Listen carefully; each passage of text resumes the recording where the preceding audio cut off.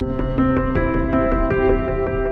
software juggernaut admitting their growth ceiling right now is just how fast they can bolt physical hardware racks together is definitely a weird flex.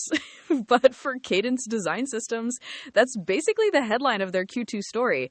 Welcome to Earnings Unscripted. It's July 27th, 2026, and we're breaking down the latest results from Cadence, ticker CDNS. So, Miro, revenue came in at about $1.58 billion, which was up a very solid 24% year over year. And non-GAAP earnings hit $2.11, easily beating street estimates.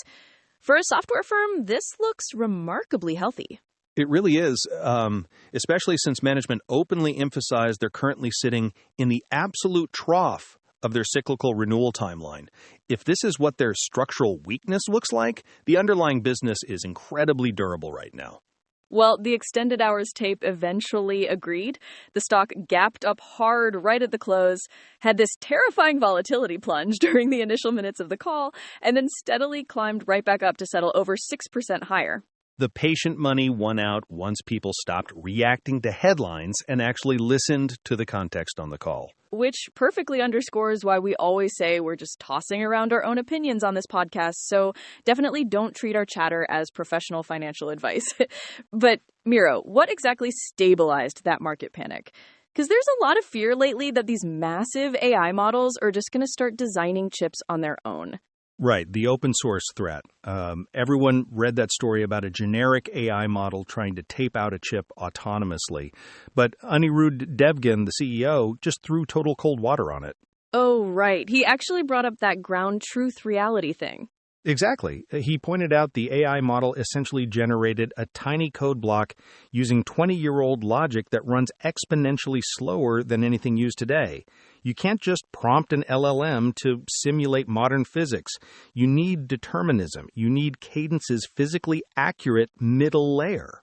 Right. So instead of the AI replacing their core software, it's actually just pulling it more. Exactly. Their new agentic AI is acting like a massive demand multiplier. They talked about a customer using one of their super agents on an advanced node design. They collapsed an excruciating month-long testing cycle down to under a single day. Wow. So they're speeding up development loops 40 times over, which just means the agents are hitting Cadence's simulation engines nonstop compared to what a human would do. Yeah, the agents don't need to sleep or grab coffee. They just constantly spin up new iterations. Okay, that makes the fundamental demand look bulletproof.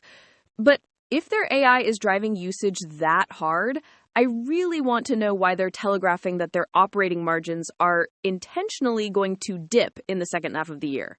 Because they're choosing to spend heavily right now rather than just coast on those recurring software margins. Right, but usually software companies see their best leverage at the end of the year. You'd expect margins to peak, not drop. Normally, yes, but the CFO made it very clear this isn't some structural degradation. They're making targeted investments. Specifically, they're absorbing the Hexagon acquisition and massively ramping up a huge new collaboration for Intel's next-generation manufacturing. Okay, wait, walk me through that. I mean, they're Cadence. Don't all chip makers use them? It sounds like you're saying they just couldn't get their design tools to work on Intel processors before. No, that's not quite it. It's not about running Cadence software on a laptop with an Intel chip. It's about designing chips that will eventually be manufactured in an Intel foundry. For basically 2 decades, Cadence was the dominant player with TSMC in Taiwan, but they were largely on the outside looking in when it came to the Intel and Samsung foundries. Oh, got it. So if I wanted to physically manufacture my custom chip at Intel, Cadence didn't have the deep, ready-to-go blueprints customized for that specific factory. Right. They lacked those deeply co-optimized physical layouts, but now they have this major formal partnership targeting the Intel 14A node. Anirudh actually brought this up unprompted. He said, and I quote, "This is not a 1 or 2 year old problem. This is like a 10 or 20-year-old problem. Okay, finally, we have a great collaboration with Intel.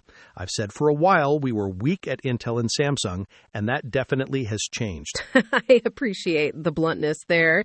20-year drought finally fixed, and that kind of heavy integration requires serious upfront investment, which obviously explains the margin squeeze. Exactly. It's the cost of unlocking a massive new ecosystem, and it's also a big reason why their backlog just hit a record.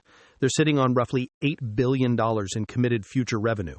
But here's the catch. To actually service that backlog, they have to build out their massive hardware verification platforms, Palladium and Protium. Okay, so that's the physical constraint we touched on at the beginning. They literally just can't bolt these validation server racks together fast enough to keep up with the hyperscalers. Yeah, the CFO stated flatly that hardware is supply constrained rather than demand constrained. The demand from these big AI customers testing complex silicon is practically infinite right now. So Cadence's growth ceiling is basically tied to sheet metal and assembly capacity. Which is just wild to think about. You have this elite software firm running autonomous AI design agents, and they're throttled by physical supply chain bottlenecks. Welcome to the physical layer of the AI boom. But honestly, if your biggest headache during a cyclical trough year for software renewals is that you can't manufacture your premium racks fast enough, you're doing fine. A high-quality problem, sure, but if their revenue ceiling relies entirely on moving physical hardware, what happens to that record backlog if the supply chain gets tangled up in new export controls? It gets incredibly tricky. About 15% of their total revenue sits in China. If the U.S. rolls out sweeping constraints on advanced nodes this winter, that backlog could face real pressure. Right, because you can't just email a physical server across a border. So did management factor that winter risk into the forecast at all? No, that's the kicker. They explicitly stated their upward guidance assumes export restrictions won't materially change. As long as that holds, they raised the full-year revenue target to a range between $6.26 and $6.34 billion. Okay, hold on. They're hiking the financial outlook while openly admitting they're constrained by supply chain limits, plus carrying a giant geopolitical caveat. That takes some nerve. It really does, but they have the signed pipeline to back it up. They also raised the operating cash flow target to roughly $2 billion for the year. It proves the underlying cash engine stays incredibly strong, even with those margin investments we mentioned earlier. So it really just boils down to how fast they can assemble physical racks. The agentic AI demand basically handles the rest. Exactly. The structural shift toward these autonomous tools is just bulldozing right through what's historically their cyclical renewal trough. Well, that's definitely a fantastic problem to have. I think we've unpacked the big pieces today. Thanks for tuning in, everyone. We'll catch you right here after the next earnings drop. Always a pleasure. See you next time. If you're enjoying the podcast, feel free to follow the show so you don't miss the next breakdown. And just for full transparency, this entire episode was completely written and voiced by AI, which is how we're able to take Cadence's live call and get it straight into your feed the exact same day. We'd love to hear what company you want us to dive into next, so shoot an email over to earningsunscripted@datamadness.ca or grab the X link in the show notes. Thanks for listening. Have a good one.